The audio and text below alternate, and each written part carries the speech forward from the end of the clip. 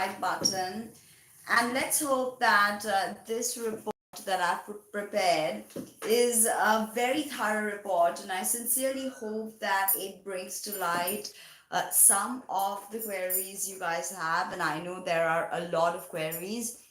Air is all intellectual, and this is a seven planetary body activation of Aquarius. And Aquarius is not distribution of water, as many people tend to think, but Aquarius is distribution of mental energies. Okay, so as of right now, we feel the mental energies, we feel the sort of quickness, the movement, the swiftness, the necessity to cogitate or think more. Okay, so now when you think of a planetary stellium, before I begin the report, let's talk about the planetary stellium. And it's pretty intense because it's so many luminaries together in one sign. So what happens when you stand too close to someone, and you stand too close and you come and slowly you go in for a hug? It's at a point you cannot see the other person anymore, but through the eyes of your skin you feel them, you see them that way. So when planets are in conjunction, think of it as a hug, as them exchanging energies. Okay, so there is a sense that all the energies are enmeshed. And what happens in a hug? It's almost like all the energies of the two people in question are enmeshed together. So that's what's going on with all these beautiful planetary alignments. But it's more than just a two-person hug or two-planet hug here. Seven planets, and it's the traditional planets, of course, and we have Pallas Athena. And Pallas Athena, the asteroid, is all about strategy. So Pallas Athena being conjunct this new moon, it tells me that there is a lot of strategy that needs to be developed right now. And we are developing it slowly and surely. We can see that a great change is coming. Okay, so let's begin a very detailed expose of the seventh planet stellium in Aquarius, and it feels quite chaotic because, as I said, Aquarius is mental energies. So oftentimes it feels really chaotic. Okay, it feels like we don't know quite what to pinpoint, or even the mental tendencies. Okay, so as I was just leafing through my books, I just picked up the story of Anna Karenina, Tolstoy, and it seemed, while I just do this at random and I pick up books and I leaf through them to see, it's sort of a divination, but it felt as if our stories were being sort of, it seemed to lose touch of memories and false memories and stories being enmeshed into one another. So that was crazy, and the giving up of Anna Karenina in the end, and just going under the rail tracks. It felt so real, it felt so vibrant, and this is the energy of the Aquarius stellium. It's all about imagination. It's all about the mental energy, the distribution of mental energies. So this is happening on the 11th February. It begins in different places at different times, of course. So I don't want to localize it. I've left it open. I've not put any houses in particular in the chart that I've drawn, because I just want to leave it open. So all of us can tune in. A lot of people wrote to me saying that if I could just keep it open and not put a location, like I put Bombay, do not put a location. So I'm doing that. And it's basically on the 11th. 11 by itself is a master twin flame number, and Aquarius is the 11th sign. So there's a double 11 at play, and if you know me, you know that I've been obsessed with the 1111 code. It reminds me of the high priestess and the pillars of Boaz and Jachin. Okay, and the it's sort of a pathway, if you ask me, an initiation, the 1111 experience. So this is happening at 23rd degree, 23rd 16 minutes of Aquarius. Okay, so we've already heard many astrologers say that this is the year of the fixed signs, and the fixed signs are getting really bombarded. So if you have anything in Taurus, if you have anything in Leo, if you have anything in Scorpio, if you have anything in Aquarius, you're really getting bombarded. This is the activation, the movement of the fixed signs, and fixed signs are fixed. That's why they're fixed signs. The modality is fixed. Okay, so there's a lot of fixity, but not much movement with fixed signs. So, but this is again air. So there's a difference when it's air or fire fixed sign like Leo and Aquarius. So there's a lot going on with our mental energies as of now. Okay, in Aquarius, Leo is about the individuation process. It's the union individuation process, so the process of self-actualization. Whereas Aquarius is after you've achieved the process of self-actualization, how do you balance with everybody else in the community? That is Aquarius. All right. So this is a really powerful time when the archetypal male and the female come together. Okay. And especially it happens, every sign gets a new moon once a year and a full moon once a year. Okay. Every sign. So when you have a new moon, you always begin with seeding an idea, and when you have the full moon, you always look to culmination of that particular idea. So this is a powerful seeding force right now with Aquarius. And of course, we know that Saturn has entered Aquarius after about 30 odd years. So if you have your Saturn in Aquarius, you're experiencing a Saturn return. I've already made a video on that, so please check that out. Okay. Now let's cut to the chase and get to the discussion of the lunation.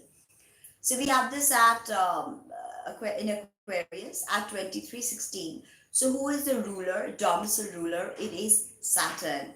We know Saturn rules Aquarius, Saturn being a very peculiar planet because it is the only planet that rules two signs simultaneously. Okay, so there is a sense of, like I said, energies being enmeshed into one another, like when two people hug and you literally can't see the other person, but you feel the energy of the other person. So in such a stellium, it's almost as if the energies of the planets are getting enmeshed with one another, and they're in one ginormous hug. Okay, together, assimilation of the energies, congregation of the energies. Okay, so this is decan 3, right, which is the Libra triplicity. Okay, Libra triplicity being ruled by Venus. So Saturn is the domicile ruler, Venus is the decan ruler, Libra triplicity ruler. The card that goes with this, I've already pulled the cards, taken out the cards of the decan, and that is the card of this decan, the Seven of Swords. Okay, it is quite a problematic energy in many ways because it speaks of theft. Okay, sometimes spiritual, sometimes emotional, sometimes even maligning or something. Just literally, we are losing something. Okay, so this is the seven, and sevens are pretty eccentric if you ask me. As energies, they're pretty eccentric, the sevens. Now, the term upon which this is happening. I've explained the concept of terms. The whole zodiac is broken up into 50 terms, right? Now, this is the fourth term of Aquarius, and this is a very malefic term ruled by Mars. Okay, so we have this very malefic term that is giving us some hardcore significations. Diseased. Okay, if a native is born here with his ascendant degree, he could be diseased, especially in the internal organs. Okay, troubled by lawsuits. Remember, it's not just about the native being born in this term, it's also when a lunation happens in this term, the energies of this term is brought to light or brought to darkness and like fermented with the new moon. And that's what's happening. It's a process of fermentation. This term is characteristic of wicked, intractable, and incapable men. Okay, so there's a nefarious vibe to this term.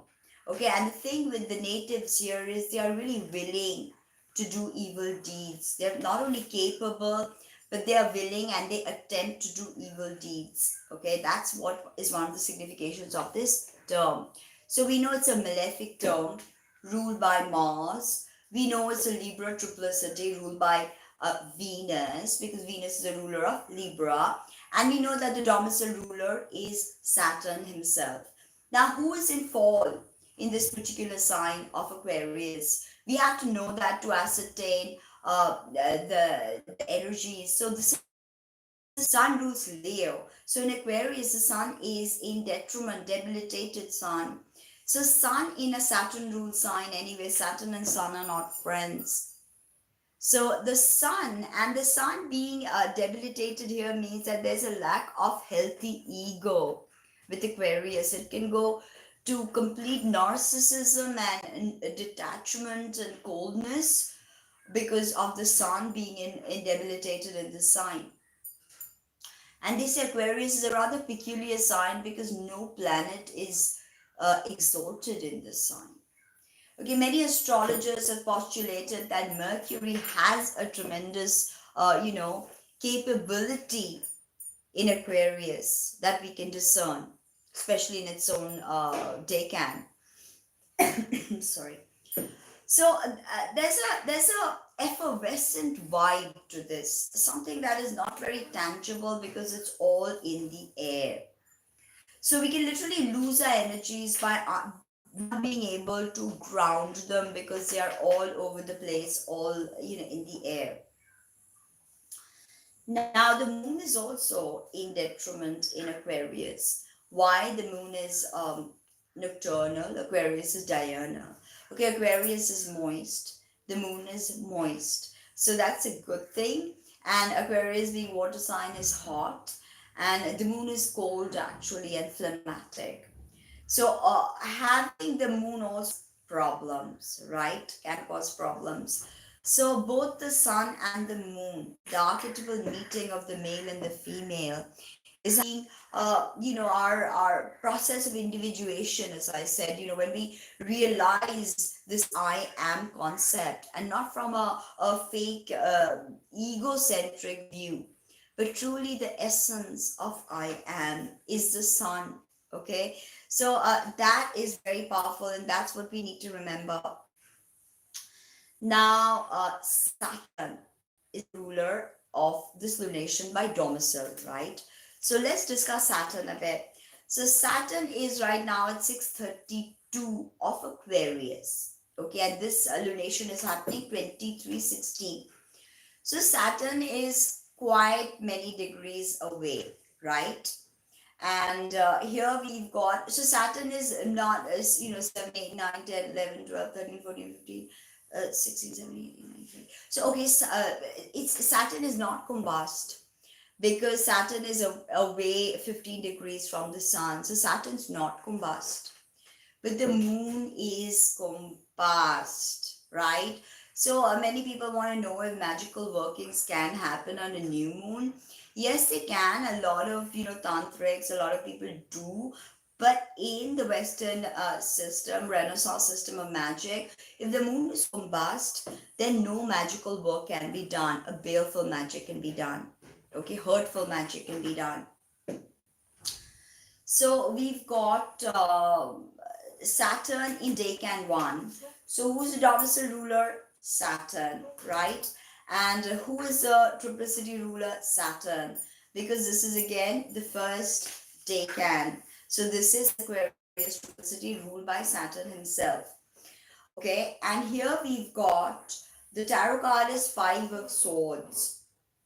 Again, quite a challenging card. So the first day showed you right now the Seven of Swords. Okay, so this is where Saturn is sitting. So having the Five of Swords is literally like, something breaking up, someone being abandoned or some idea being abandoned, scope of being used, scope of being maligned, scope of having allegations hurled at you. So, these two energies are quite iffy in that sense, but swords, they cut.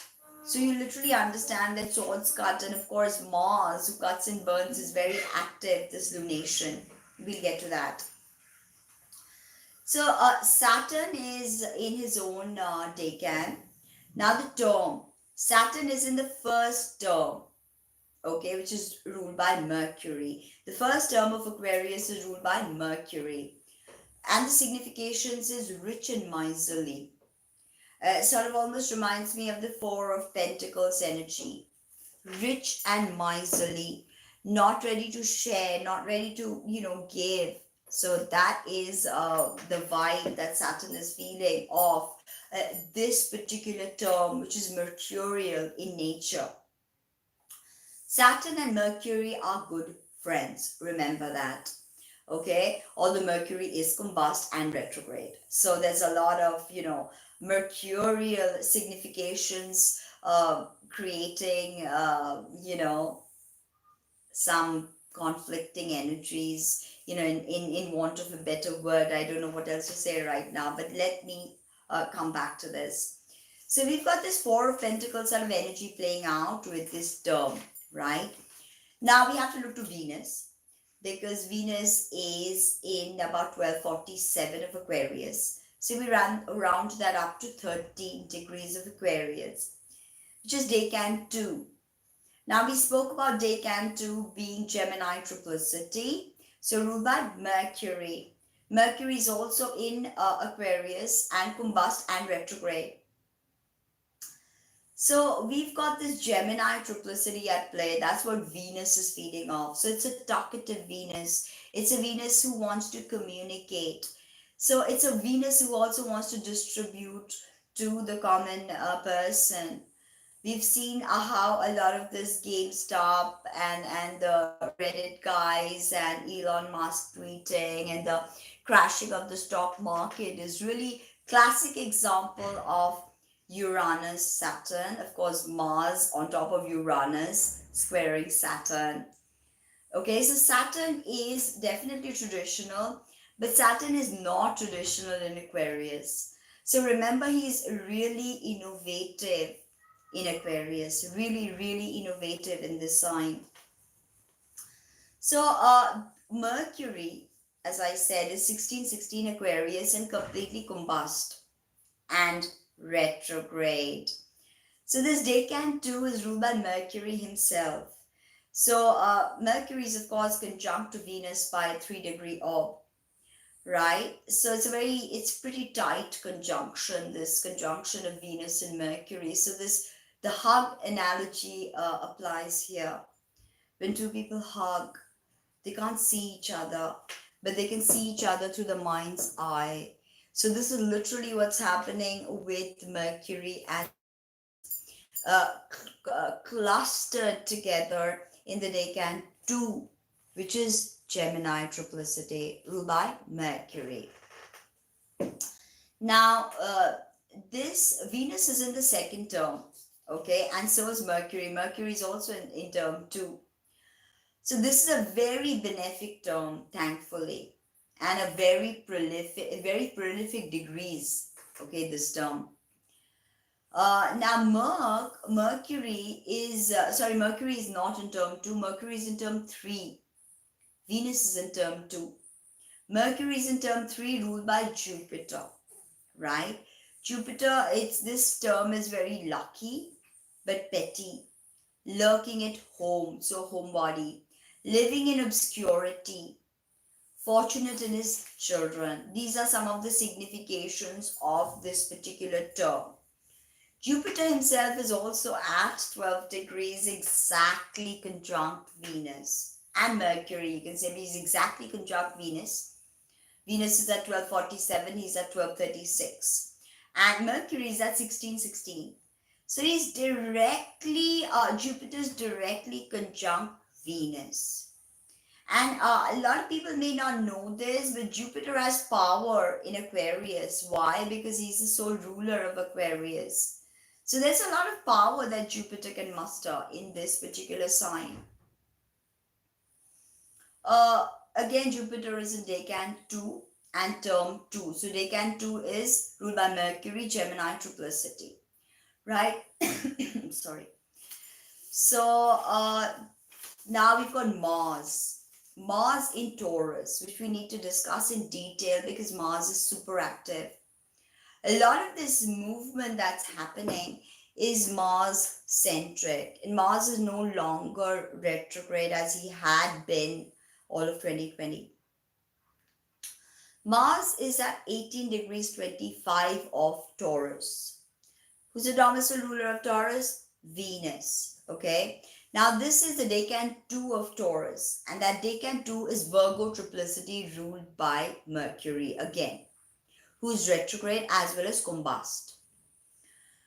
Now, the tarot card for this is quite nice actually, the Mars tarot card. It's a Six of Pentacles.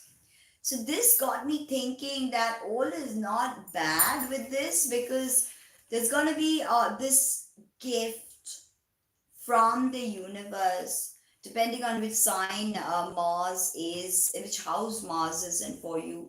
For me, Mars is in my 9th house of publishing, foreigners. So, it's literally a gift that's coming to you. Then, of course, you look at the squares. Square is in Aquarius. For me, this is my 6th house. So you got to look to see where this is, what house this is for you. So, like 6th house is a malefic house by itself. So a lot of the significations of the 6th house is complicated. Health, food, diet, work, everyday processing. It's a heavy house. It needs a heavy processing power because our day-to-day things. It's a lot of things we do as automaton. But 6th house is quite complicated energy, okay? Now, we are getting a gift from the universe though through Mars, okay? And Mars applies heat.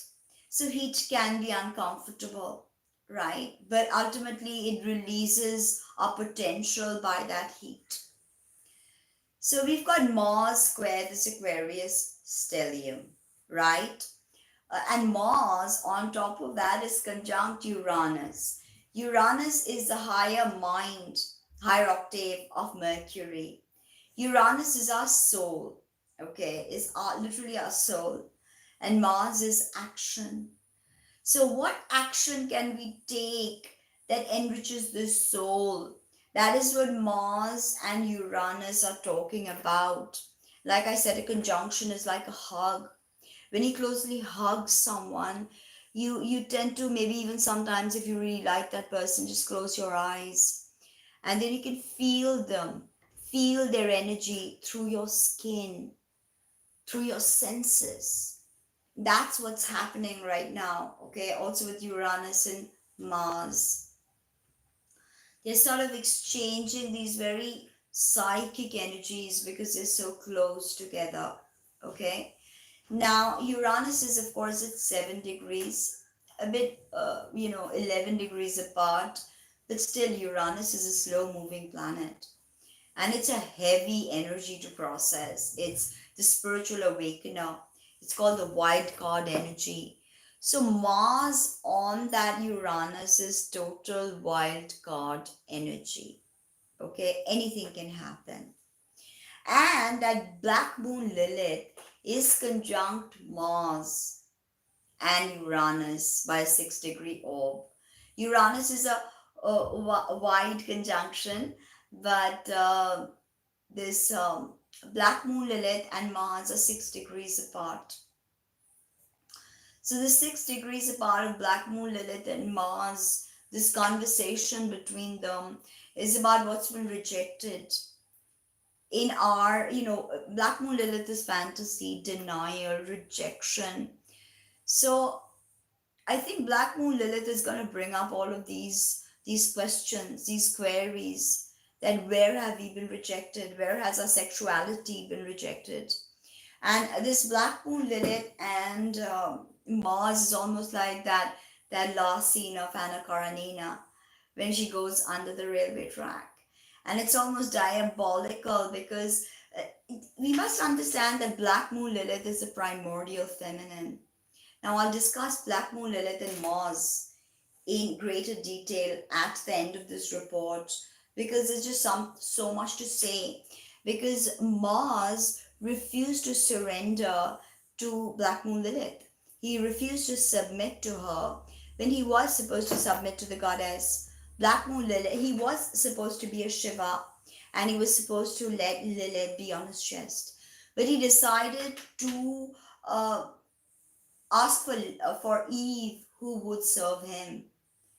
But anyway, I'll get to that at the very end of this because that's just a lot of extra content that I want to discuss. This dance between, it's a very libidinal energy, of course, Black Moon Lilith and Mars together, very primordial. It activates the Swadhisthana chakra, which is right under your navel, the Swadhisthana chakra. Okay. Now, we've got this black moon Lilith is angry in a way because black moon Lilith is also anger. Black moon Lilith is like a mini Pluto, and it's said that Pluto is the higher octave of Mars. So black moon Lilith is possibly a mirror image of Mars. So Mars could literally be looking at his mirror image when he's 6 degrees apart from black moon Lilith, and he's getting all of this electrifying Uranian shocks. So Mars is literally vivified right now, electrified right now. Where is all this happening in term 3? Mars is in term 3 of Taurus, domicile ruler Venus, exaltation of the moon, right? um it's a place where Mars really does not do traditionally well because Mars is action, okay, and Taurus is fixity. It's nocturnal. Mars is nocturnal, so great there. But there's a sense of frustration that can build with Mars in Taurus. It's not a good place, okay. So we've got this term, thankfully, is a very benefic term where Mars is. That's why I think we had this very beautiful card, a gift from the universe of this decan where Mars is. So this term is great-hearted, bold, lucky, ruling and beneficent, magnanimous, temperate, loving, modesty. Sorry.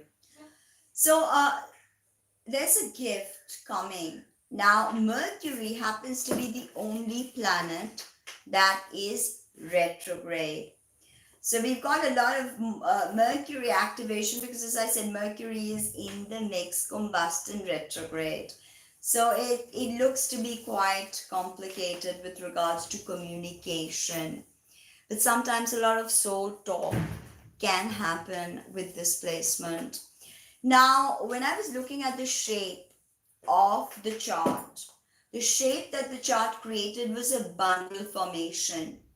Now, the bundle formation is famous for its heroic expeditions, okay? It is the place of heroic,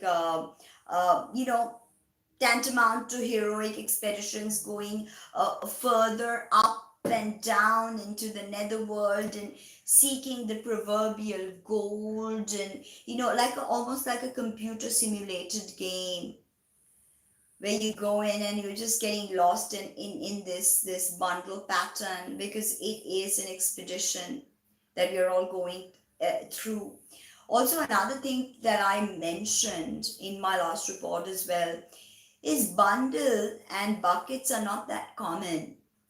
But because of this great compression that's forming, and the Kala Sarpa Dasha that's forming, We had the bundle pattern rampantly displayed in this year and 2022. So we are really in very, very prophetic times, because bundle patterns are not rare. Okay, risk takers. Okay, this is the archetype of the demigod. Okay, I won't even say the underdog, because yeah, the underdog strives and the underdog wins. This is the archetype of the demigod. Okay, as someone who will you know uh, be a sort of a demigod, but there is a very dualistic energy to this, because somehow these demigods are extremely anxious, and somehow they've created self-sabotage patterns where they expect to fail in the impossible visions and quests that they undertake. Could be psychological, it could be spiritual, it could be mental, but these demigods are by their actions displaying that somewhere they're holding a deep fear and they will fail. Okay, so it's a pretty interesting energy to work with, because there's a lot of oovers to this demigod archetype. Okay, it has a lot of uh, duality, shall we say, most simplistically understood. A demigod that is creating, that's anxious and afraid that somewhere she or he will fail, and they inevitably do. This is the dichotomy of the bundle pattern I have seen at play. Now let's discuss some of the main aspects that are at play. The sun moon is conjunct a whole bunch of luminaries. Moon combust, Mercury combust, Venus combust, Jupiter combust, Saturn, no, not combust, but conjunct, wide conjunction in Aquarius, and Pallas Athena, the asteroid, which is symbolic of strategy. Pallas Athena is symbolic of strategy. So having Pallas Athena conjunct the sun and the moon in Aquarius, in this, great Aquarius activation that has not happened since 1962. 62, we had a 6-7 planet stellium, but there was an eclipse when that stellium happened. And that eclipse was really, a lot of shadow work happened after that. Because yes, we had the loving, freedom loving hippies, but we also had a lot of control and subverting these movements. And of course, the zeitgeist of the age was love, acceptance, yes, but there was a lot of whiplash against that love, that acceptance, that openness that was displayed by the energetics of just a spark of Aquarius. And I do not believe the age of Aquarius has started. The age of Aquarius is 2117 AD. So we've got all of these planetary energies are combust, and the sun is feeding off Saturnine energies, right? So there's a lot of Saturn at play, Saturn being the key component, the dominant, the final dispositor. Yes, boss, right? Now, the sun and the moon are square Mars and Uranus and black moon Lilith. So this is, black moon Lilith is a primordial feminine. You've got the moon, who's the mother. You've got the sun, the father. You've got Mars. Mars signifies younger brothers, of course, as well as servants. So there are a lot of significations to Mars, as well as surgeries. Okay. Now we've got Venus square Mars. This is also pretty interesting, because Venus is conjunct with Jupiter, Mercury, Saturn. And together, all of these guys are saying, hey, Mars, hey, Uranus, hey, a black moon Lilith. And they're squaring. Squares are 90-degree aspects, aspects of tension. Okay. So now the nodes, very interesting. The nodes are exactly at about 15 degrees, or just maybe 18 or 12 or 15. I'm forgetting right now. And they're trying the sun and the moon.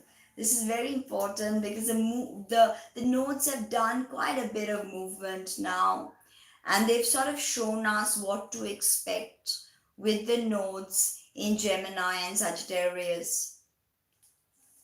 Right now, let's get straight to we've done the now let's get to the moon mansion. Let's get to a bit of Pico tricks and Arabic astrology. So this particular lunation is happening in the manzil Sad al-Sud. Sad al-Sud, okay?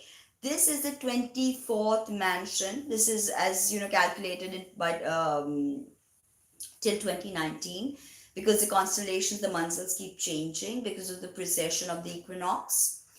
That's called Ayamsa, by the way, in Vedic chart. So it's always shifting, but the tropical zodiac is a fixed zodiac. So we have to take into question the movement of the manzils every certain 72 years for 1 degree. Okay, so this is Sad al Sud, and it is known as the luck of the lucks. So it's lucky. It's taking place. It's the span of Sad al Sud is 23rd to 5 Pisces, 23rd Aquarius to 5 Pisces. And the name of this manzil in Pico tricks is Kadezod, Caadezod, Kadezod. The main asterism or the main star of this manzil is Sad al-Sud. Now the talismanic image is a woman holding a child in her arms as if she were nursing. So we see immediately a caring side that comes out through the manzil. It's a soft manzil, nursing, caring, all right? Now, the Pico trick says that this mansion is for increase of herds. When moon is in this manzil, take the horn of a castrated ram. I never do animal cruelty or animal rituals, but this is from the Pico tricks. So disclaimer, I'm reading it out to you. It's of interest to me as research. So when moon is in this manzil, take the horn of a castrated ram, and in it fashion the figure of a woman breastfeeding her son. Sense it with mandatura. Now, what is mandatura? In India, we have datura, which is a plant, which is a hallucinogen, which is actually sacred to Shiva. And say, you are bring, improve and guard this herd. Then hang this on the neck of one of the rams of the herd. If you wish to increase in the herd of cows, then do the same ritual and hang this on the neck of a bull. Okay, if you do this ritual correctly, then the herd will be augmented and death shall not overtake it.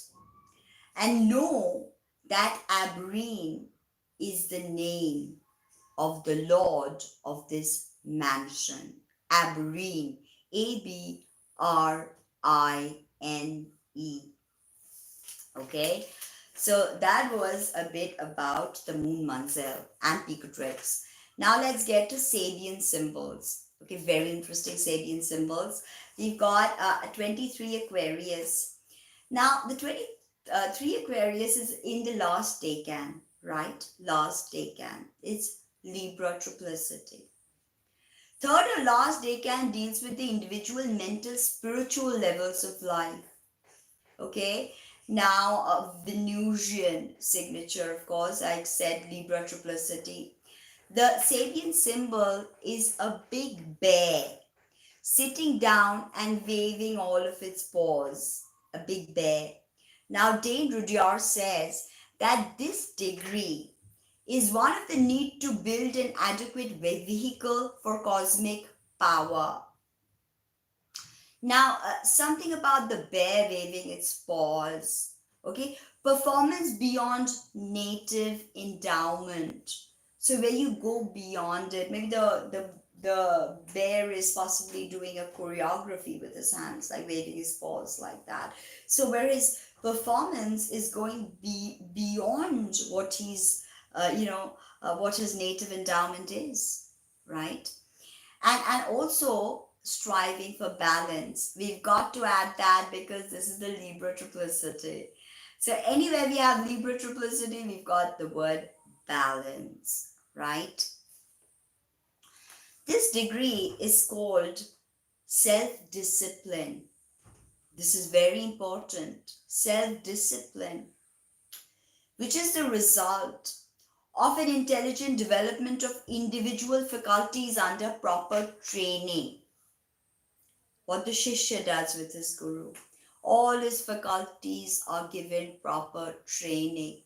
Hatha Yoga for the body, correct sattvic food for the body, ahimsa for the mind, pranayam, tratak, mantra siddhi, studying astrology. All of this is proper training, right? And that's what this degree is all about. The development, intelligent development of individual faculties under proper training. Now, proper training, what is that all about?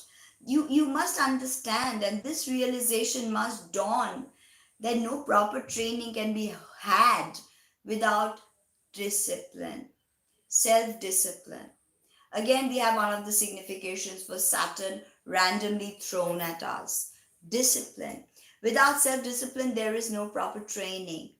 The seeker cannot train himself or herself without correct dedication, without dedication and proper discipline. Discipline is really key.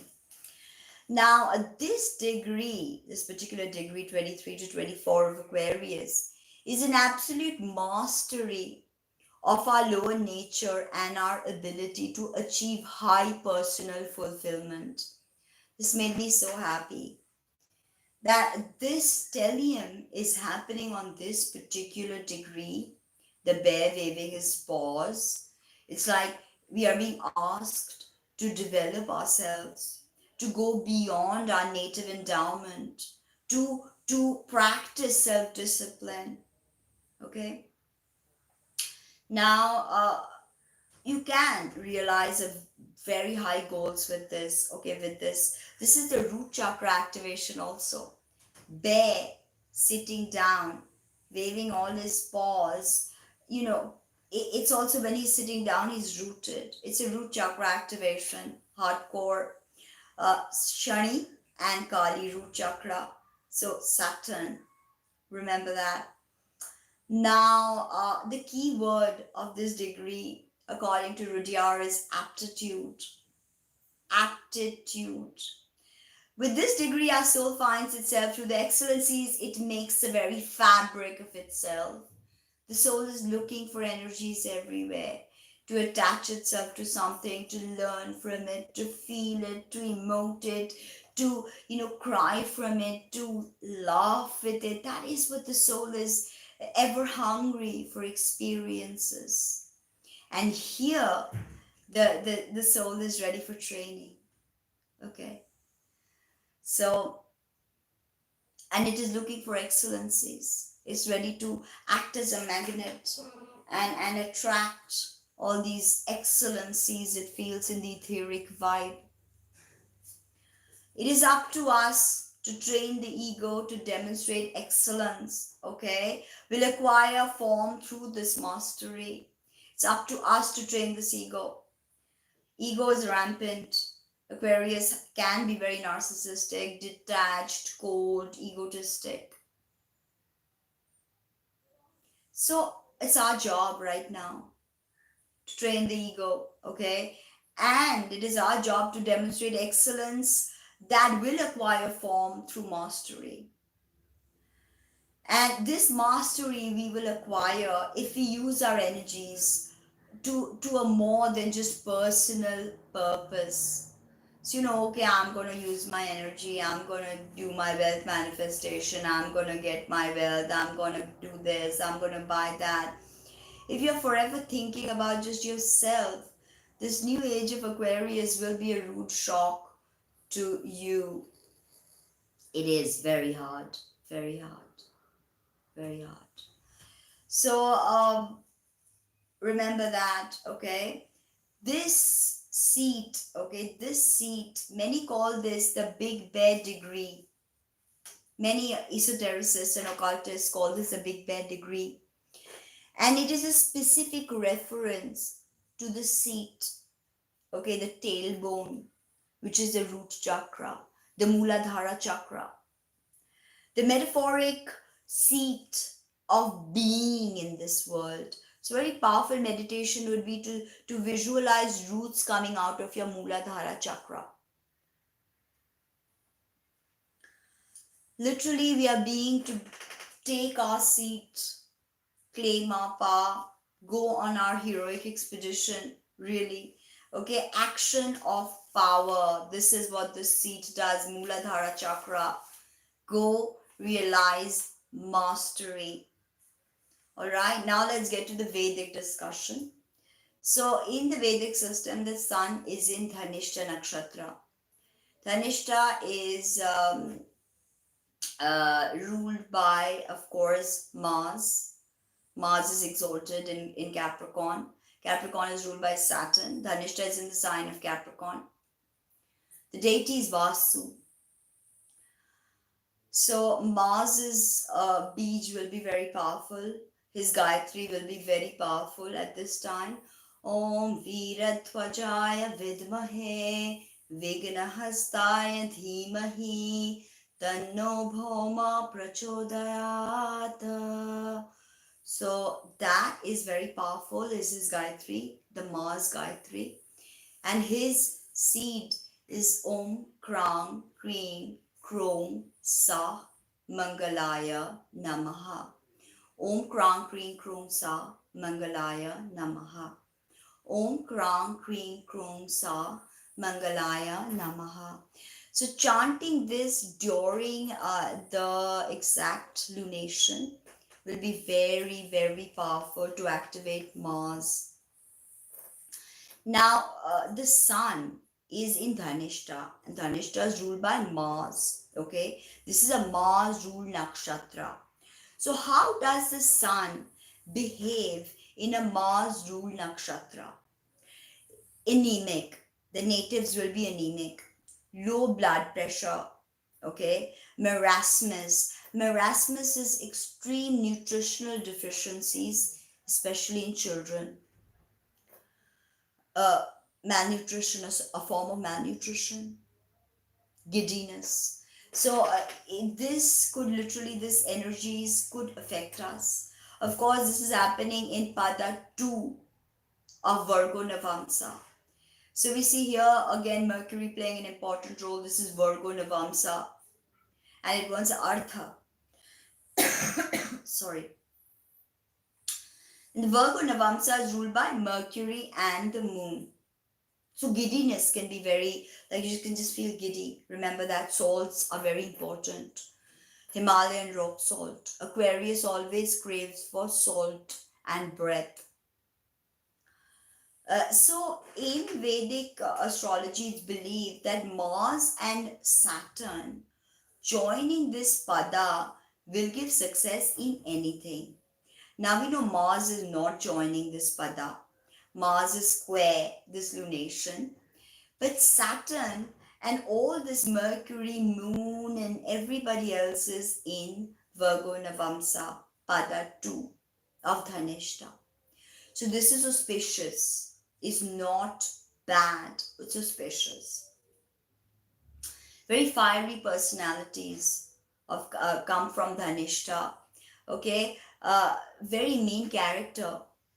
People born in this particular sign of Dhanishta, in this particular nakshatra, Dhanishta pada 2, can be very cruel people. Miserly, mean. Okay, not too many friends, but of course, but great musical skills. Great musical skills. So we may generally feel very musical when we have this Amavasya in Dhanishta. Okay, Now the moon is of course same. The moon is in Dhanishta again, ruled by Mars, deity Vasu, right? Padatu Virgo Navamsa. So the moon, how does she behave in a Mars ruled nakshatra?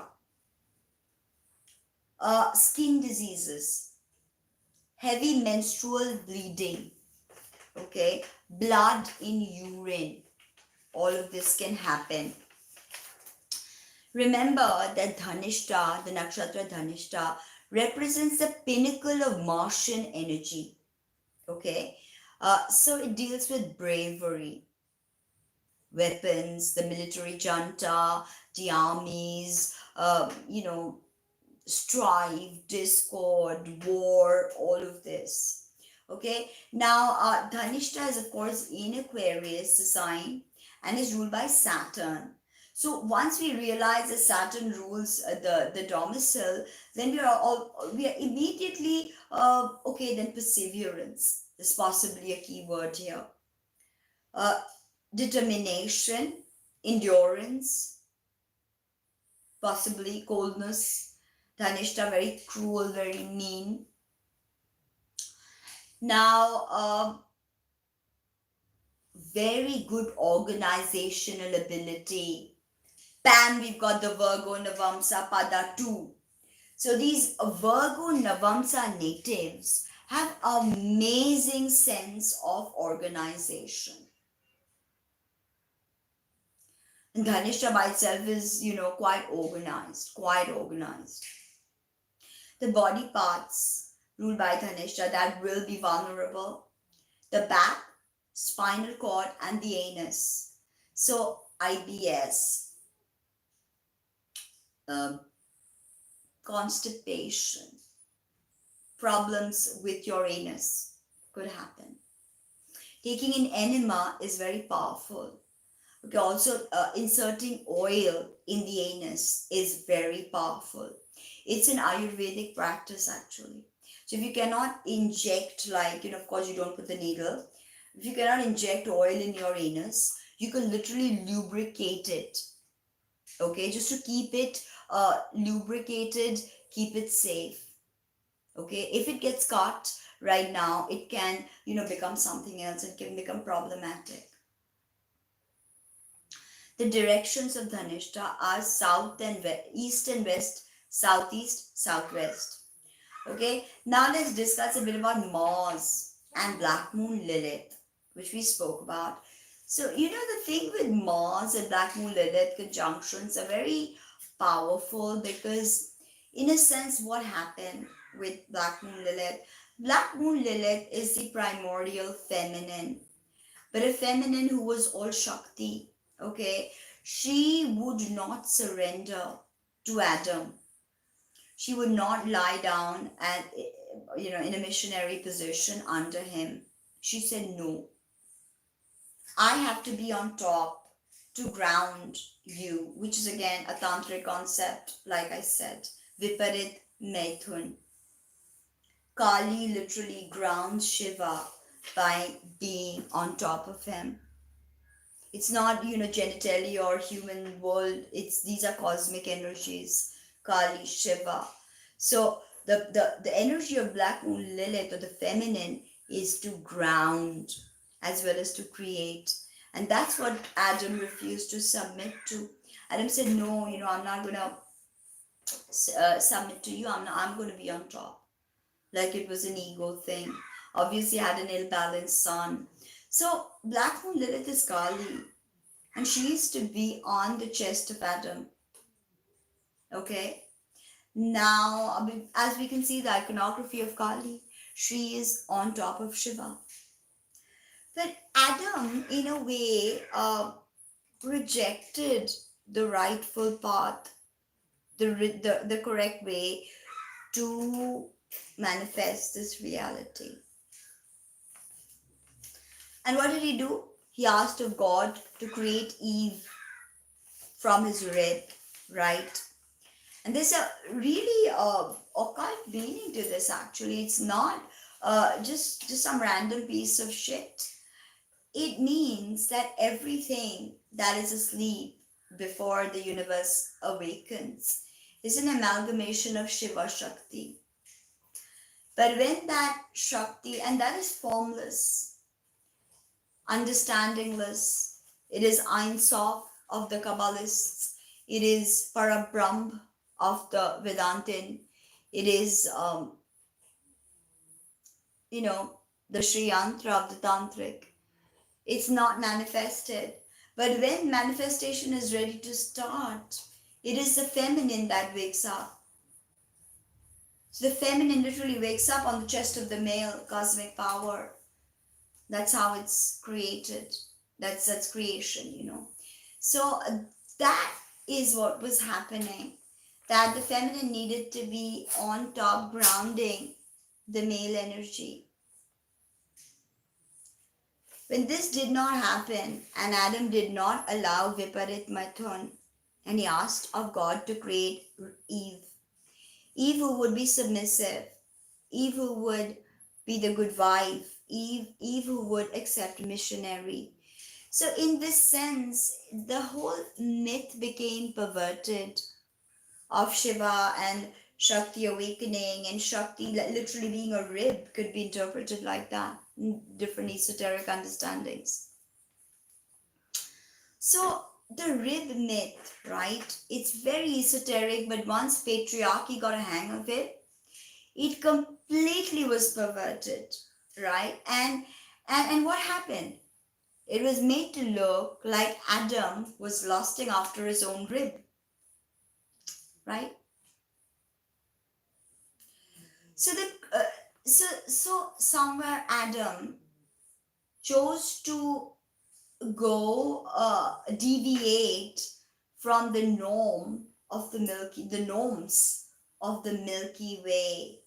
The Milky Way is the mother, the great yoni. So by deviating, and which is understandable, it is Kali Yuga. So all the energies are going to be helter skelter. Now, the creation of the material world is very much an act of Shakti, is an act of Venus. Okay, in the material world, women give birth, Eves give birth, right? So it gets me thinking that what would happen if Adam had not rejected the way things were and had accepted a submissive position to Lilith. I don't know what the world would have been today, and whether patriarchy would be able to hijack the world so easily. It would be a very different place. And Lilith has the ancient tantric wisdom of the yoni. And the yoni bij is M. So you may chant Om, M, and perform the yoni mudra. If you don't know the yoni mudra, you may write to me, and I will try to guide you with regards to the yoni mudra. Now what? Okay, this is the end of the report, because after this I'll do tarot reading for all the 12 signs. So the lunation is on two fixed stars that I want to discuss. They are both at 23 of Aquarius. One is at 23.7, which is Catalpha. One is at 23.46, which is Sadal Sud. Now, Catalpha is neutral. It's of the energy signature of Mercury and Mars.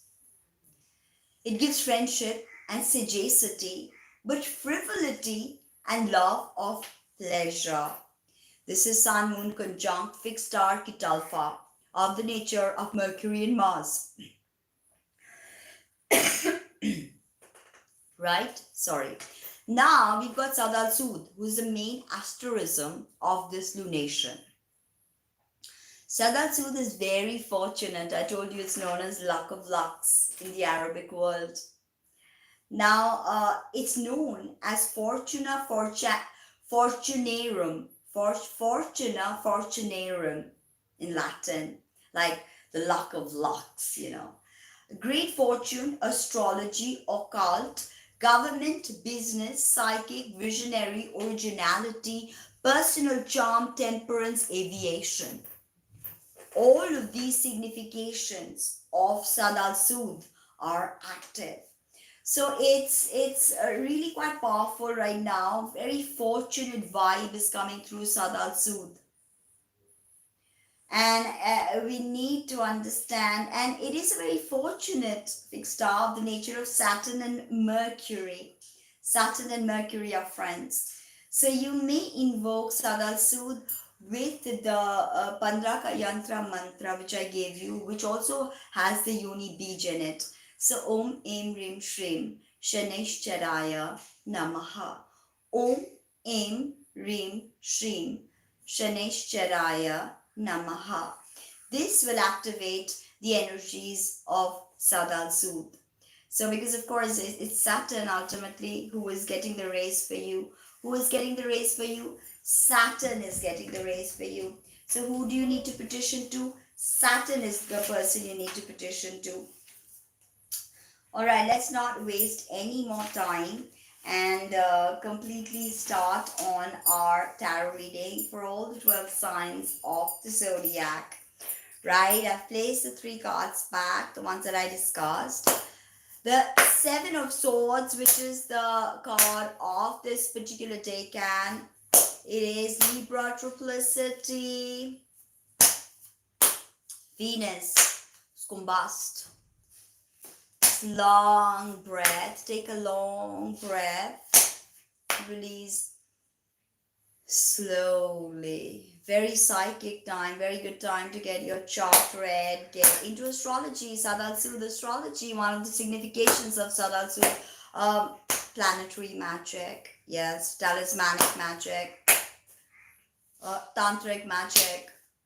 Black Moon Lilith is giving that energy, don't forget. So we've got Aries. Aries, let's see what we have for you. Of course, we know Aquarius is your 11th house. Communities, and you have you have Aries, your ruler is in your 2nd house. You're making money, hopefully. Making money, you've enhanced something about your income, Aries. And look what I have for you. The World. I'm happy to start my reading not with a reverse card, but with a major arcana card, and looks good. Culminations. Huge positive culminations. And I'm so happy for you, Aries. Very happy for you. Wow. I was about to keep that. Like, I didn't want to put that back. No, seriously. Taurus. So, Aquarius is your midheaven. Eccentric midheaven, of course. And what do we have?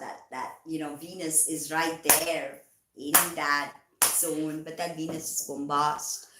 So you're sort of feeling this very it's in Libra triplicity, this particular lunation. So you're feeling that extra dose of Venus for sure. Thyroid imbalances can occur. Spirit is telling me that the message for you is 9 of Pentacles. Not only are you on the right path, but you're creating a profound cycle of financial abundance. And in a sense, with this activation, you're going to, literally put more ideas into the ether with regards to what you want to manifest for your money, for your career, social standing, all of that. It's really crazy times for you, Taurus. Very nice. 2 lovely cards we've had so far. Gemini, 9th house. Very benefic house. The sun has planetary joy. So it's activating, like, foreigners, publishing, getting all those ideas cemented. Your belief system, 9th house, higher education. Not bad. You've got the 10 of Swords in reverse for Gemini. Now this, and don't forget your ruler is sort of not only combust, but retrograde, the only planet retrograde. But I'll tell you one thing, this is not a bad card when it's reversed. This means that this tremendously impossible cycle of anguish and despair is about to come to an end. And you can breathe a sigh of relief, Gemini. You're gonna feel a new beginning pop up when it comes to, all these ideas and, self-judgments and hatreds that you will be able to throw out. Cancer, this is your eighth house. Eighth house of everything hidden. It's a malefic house, of course. Eighth house of, taxes, debt. Make sure you, pay all your taxes, debts, other people's money. You could get a grant.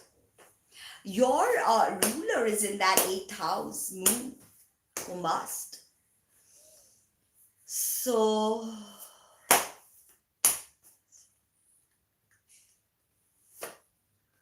okay, so we pull here the card of Aquarius, eighth house issues in reverse. So Cancer, there's a lot of hidden things that are going on in your unconscious. Within all of that, you could be very disturbed, very agitated about something, because you feel like whatever it is that you're giving, it doesn't seem to, come back to you in any way. So you feel very disheartened right now, very disheartened. All right, this too shall pass, of course. Now, Leo. You've got that seventh house, bam, marriage, Leo ascendants. Maybe you could get married, right? Let's see. Okay, so this is literally you feeling a bit abandoned, a bit, hardcore pressed for money. Maybe you don't have the sort of money you visualize you'd have, or maybe you do have all the help you need somehow, but you feel like you're out in the cold and you're all alone, and there's nothing anybody can do. There's nothing that anybody can do to help you. This is just what you feel. Okay, but a lot of this is in your own mind. A lot of this is happening in your own mind, Leo. Your sun is in fall position right now, your ruler, in Aquarius in that seventh house. This could also be about a divorce. Okay, and there's literally a fly buzzing. I mean, but okay, so we did Leo, right? Now we have sixth house, malefic house. Again, health and all of that activation. Get healthy, Virgo. Cut out that anxiousness. Eat healthy food. Just so don't jump into anything right now, especially with regards to a new investment. So if you think that you're going to get money from somewhere, it may be a bit delayed. Your ruler is retrograde, Virgo, in that sixth house. But if you've managed to balance your energy, a lot of work may come your way. Like me, I have a Virgo rising and I'm swamped with work right now. Okay, Saturn entered my sixth house of work. I cannot imagine. I've never been so busy. So it's literally like that. Okay, now we've got Libra. Dear sweet Libra, fifth house, romance, children, creativity, passion, what have you. Okay, so we've got some reverses coming up. This is the sun in reverse. Okay, so this is directly you feeling like, upset, dejected, you feel numb, you feel cold, hurt. This could be some childhood trauma that surfaces. Okay, some childhood trauma that surfaces.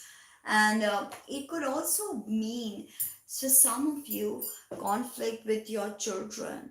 Okay, conflict with your children, because this is the fifth house activation, and you've got this card which oftentimes speaks of children in reverse. So this could be a sort of, conflict with your children where they don't see eye to eye or you don't see eye to eye. For some of you, this could be literally a plan that you have and then it goes all haywire. It could also mean that you get dumped because the sun is oftentimes a significator for relationships and love and romance because the sun rules the fifth house. So some of the significations could be that you get dumped, Libra. Okay, it's possible.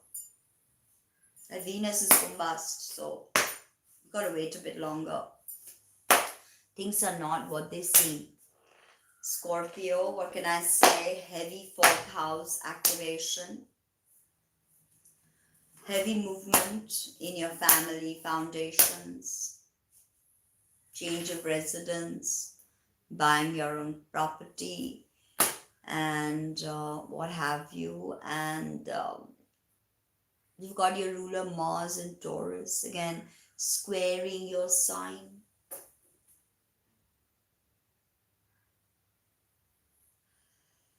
So that could, rile up a lot of things within Scorpio. Could with Mars being with that Black Moon Lilith, Mars being with that Uranus.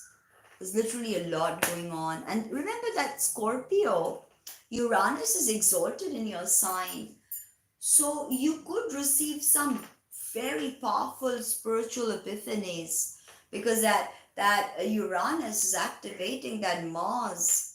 And of course, that Lilith, she has something to say. Let's see, Scorpio. What can we expect? Family, foundations, and all of that active.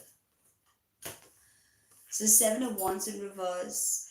This means that there is a lot to be solved in this particular question that you have in mind, the query that you've come with. Not only will you be attacked, but it obviously looks like that you don't have your argument in place. Not only that, you may need to prove your points. It could be also in the workplace. And that could create a sort of, imbalance.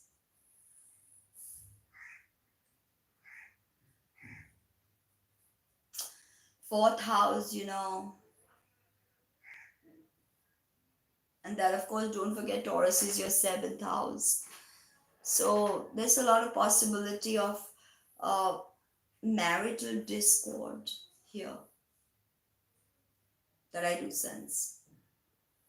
Some Scorpios will have marital discord. All right, now let's move to Sagittarius. Third house.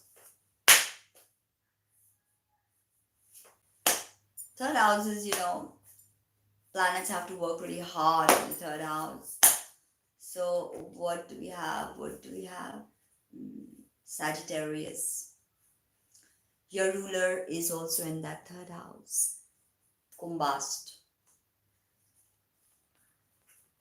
But at least he's not in detriment anymore. King of Pentacles. So Sagittarius, there was some sort of support that you were looking at. But it's definitely going to be a bit delayed. Maybe in the neighborhood you were trying to set up a project and you possibly approach someone who was this King of Pentacles archetype, and maybe the project is not yet ready enough for them to accept, or you may need to hone finer points. But I get a feeling, sorry, that all is not bad with this card. Okay, this card is not telling me that, okay, Sag, it's going to go bad with this donation. There's certain changes that need to be made to reverse the thinking process of this individual. Earth sign individual. Quite stuck, stubborn. They know the way. Could be also problems with someone who's a teacher of sorts. Or you could be this teacher in clash with some students. Now, Capricorn, second house, not on you anymore, on your physical body, right? Saturn. So your second house of income.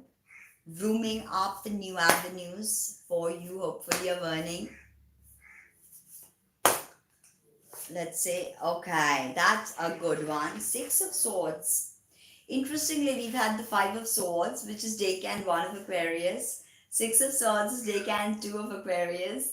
And Seven of Swords is Decan 3 of Aquarius. So you are here literally feeding off the the Decan 2 vibes, and there are a lot of planets in Decan 2. There's Jupiter, there's Mercury, there's Jupiter. Mercury's at 1616, Jupiter's at 1245, Venus is at 1237. So there's a lot of movement happening, and this could be those planets are telling you something. It could also, of course, mean that you're moving away from turbulence into something more solid, into something more tangible, into something more something that's more benefic for you. Okay, and you've lined up everything correctly, but there's still some shadow parts that need to be assimilated. Okay, Capricorn, but the rest, you know that you're on the right path. You're on the right path. Now, Aquarius, this is your show, of course. So a 7 planets stellium. And of course, we've got the seventh suspect is Pallas Athena. Pallas Athena signifies our strategy. So how we strategize is going to be rather important this lunation, you know, how we strategize. So let's see, Aquarius. Oopsie, whoopsie. Oh, the cards are flying. It's a Hierophant card. Now I'm going to pick that up. I'm going to put that back. Put that back. Okay, Aquarius. Let's see. No more wasting time. What do we have? Bam! Moon. Listen to your intuition. And as we just discussed, that the moon in Aquarius is very conflicted. So conflicted emotions, saturnine emotions almost. Very cold emotions. Okay. So listen to your intuition. Something could be hidden from you in plain sight. It'll come to light possibly in the next 6 months. When after this, in the next 6 months, you get that Aquarius full moon. When you have the Leo birthdays, right? So that's when you have the Aquarius full moon. There'll be some culmination happening there. Okay. Pisces, wow. That was major arcana card, so it was impressive. Moon, Aquarius, moon, and you picked the moon. So Pisces. Oh, perfect. A brand new idea, 12th house though. So, you know, brand new idea, possibly. Awakening of the subconscious. Something creative popping up within you. Something deep. And this is literally a blessing from the heavens. So whatever it is that awakens you, and don't forget your ruler, Pisces, is, thank you, is in Aquarius too, in your 12th house. So having that nativity ruler in the 12th house, it's deep, it's profound. So that was my Aquarius new moon astrology and tarot update. And in the Vedic system, Amavasya and Dhanishta ruled by Mars, deity Vasu. So I gave you the Mars Gayatri. I gave you the Mars Vidya is actually Bagalamukhi. The Mars Vidya, the Shama Vidya Mars is Bagalamukhi. And Bagalamukhi has the Stambhan Shakti, or the power to stun. So it's like when you want to stun your own mind into submission, for it's like that monkey brain chattering away, chat, and there's just so much of extroversion that there is no grounding of the energy. So another very powerful Bij mantra is Lean of Bagalamukhi. Lean. Hrling. Ling. So the thing with Sanskrit is pronunciation. So, and I just want to show you guys my Shriyan's. Okay. So please don't forget to book your reading. Firstly, it's very important to understand your astrology in the age of Aquarius. Understand your final dispositors and final dispositor and main planets. uh, I said final dispositors because in the Vedic system we don't have one final dispositor. We have karakas, so we don't have that one final dispositor. But in the Hellenistic system, we've got that one dispositor, that one final dispositor. And for us, it is, and when Saturn lives in Aquarius, Lord, oh Lord, it is him. It is none other than Saturn who is the final dispositor in this position. So Saturdays become very powerful this year, throughout the whole time, especially if you are, if you have Saraswati, like I have. I have Saraswati rising. So if you've got Saraswati, if you've got any planets in Leo, and of course Taurus and Scorpio, but Leo, that opposition, like I had my son at 0 degrees of Leo. I had my son. I have my son. And that son was, I was like decapacitated when Saturn was at 0 degrees opposite my sun. And I started Sati rising in the Vedic system. And I like, it's crazy. Now book your readings and please consider a donation. I have, I have a lot of content that I want to put out there, and it takes a lot of time to really assimilate all of this information and then, make notes on it. And also, I intended to complete the Sun, Moon, Ascendant series.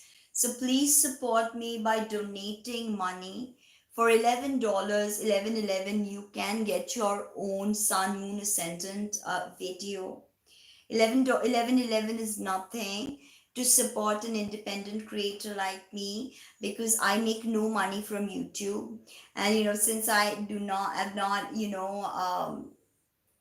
unable to rake up so many subscribers as well, it is a completely impossible mission. Yes. So please donate 1111 for any of your sun, moon, rising videos. So my PayPal is tina@tinaheals.com. You can email me for a reading. But please, all of you watching and will watch, do consider a donation, because I need to get a lot of things together so I can concentrate a lot more on content creation and come out here. I don't have a cash app. No, I've got PayPal. I've got PayPal. I've not got a cash app yet because I, mostly get paid by PayPal. But please consider a donation. And also please share my channel, because it's just like people with only like 20-30 videos, normal astrology tarot videos, not even really hardcore information in them. They've got like 50k subscribers, 80k subscribers, and it's like I have like 2,700 videos that I have taken the time out to create for you. So you have this resource available to you at any point. Humanity has this, available to them. So please, I feed many animals, and I, look after old disabled people, as well as I donate my money. I do whatever I can. So, if you are donating to me, it is going to be a good karma, of course, but it will also support an independent artist like myself. So, if you so wish to donate, you may even ask ask me to do a certain video for you, which I can make for a very nominal amount. But Sun, Moon, Ascendant videos for 1111. And please, everybody watching, do consider a donation. I want to upgrade all of my equipment, get some nice makeup, some nice clothes, and all for you guys, of course. So please, please, please support me in any way you can. And this YouTube journey has been so uphill, so uphill, because no matter how hard I try, how much work I do, it's like unbelievable. The subscriber count is the same, the revenue is next to nothing. So it's like, I have so much to give, so much of content to make, that if I don't get your support, as I said, I have not yet got my Patreon active, got 2 patrons. So please consider becoming a patron at Patreon, if that is what you like, how we'd like to help. I get so many messages from you guys saying, "Oh, you really help me, you really help me." Then please help me now, okay? I have you guys, and I don't have anybody else to ask. So please help me. Sending much love and many kisses for this Aquarius stellium, the 7 planet stellium that is gonna happen, and all the planets are already there, and the energy is heating up. So I'm very excited, and I'm so sure you guys are too, because this is not energy. Yes, I will. Please consider a donation and share my videos with other people. That will really help me. Thank you so much, and speak soon. Bye.